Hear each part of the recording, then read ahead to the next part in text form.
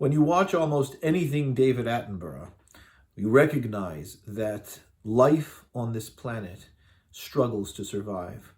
And yet, with all of its struggle, it is exploding all over this planet.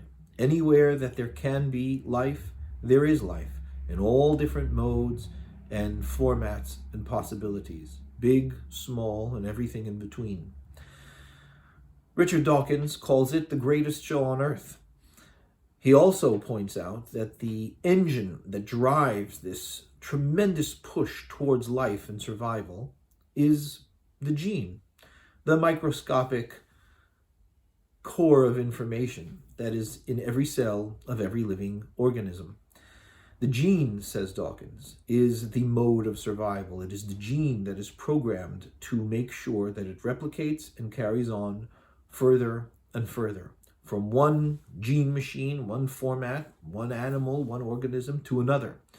And so all that we see on this planet, all the various formats, are all elements, plans, quote unquote, ways devised by the gene in its trial and error in order to be able to survive on the conditions that this planet provides for it. But Dawkins recognizes that there is one organism, one animal, in which the gene has lost some of its strength and compelling nature. And that, of course, is the human being. With the emergence of consciousness in the human being, the ability for the human being to be aware of itself, to be aware that it is aware, and therefore to choose how it is that it may live its life, as opposed to simply being programmed and driven in terms of how it is that it will live, allows for the human being to choose, in a way, liberate oneself from the genes. And it would seem that that element that allows for us liberation from the strong programming and drive of the gene is the human consciousness.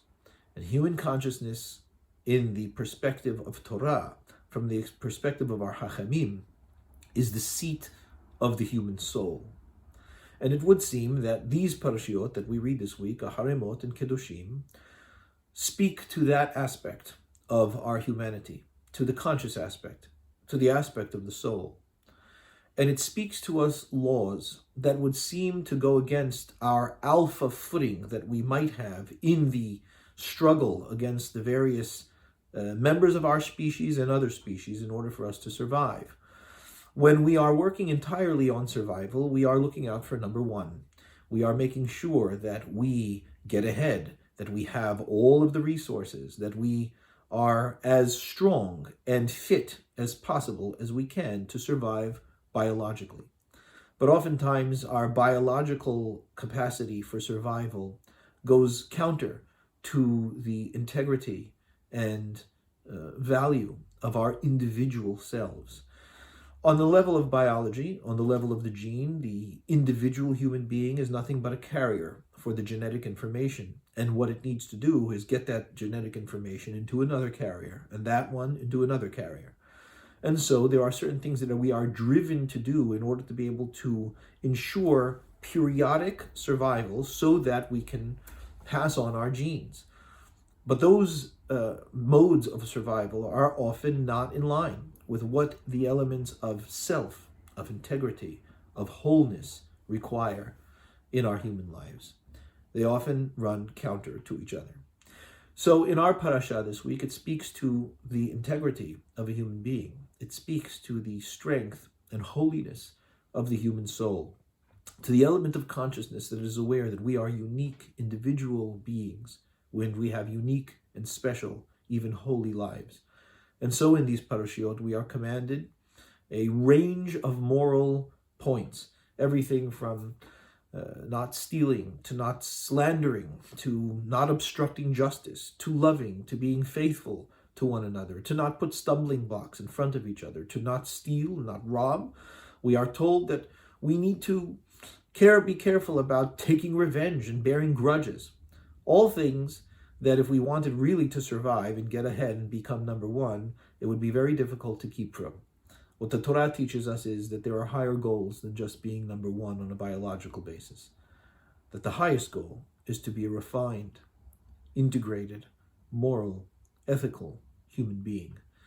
The Torah speaks to us in a way that halts the blind developments of evolution, and that looks rather into the holiness of our life spirit and prompts us to cultivate that. And as the Parasha says, the Torah speaks to us and asks us to do all of that, to be holy, because God, our Maker, is holy.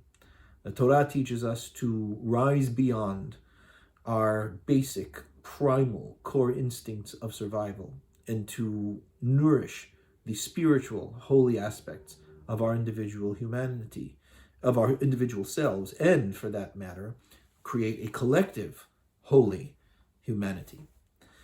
The Torah says to us, Kedoshim tiyu, be holy, ki kadosh ani, because I, your God, am holy. And holiness for the Jewish people does not mean to remove ourselves from our humanity. It doesn't mean that we should shut down those core elements that brought us into being. What it means is that we should elevate them, that we should be conscious of those drives and recognize that we, in our free will, in our conscious awareness, have an ability to be able to rise beyond their grasp, to liberate ourselves from their imperative force of direction, that we can use them rather as tools for ourselves, that we can be in the driver's seat rather than be driven by them. And in that, our ability to do that, our work towards that, is what the Torah calls kadosh. It's what the Torah calls holy. And it prompts the people of Israel always to strive towards holiness, and that we make holiness our standard rather than the mundane. Shabbat Shalom.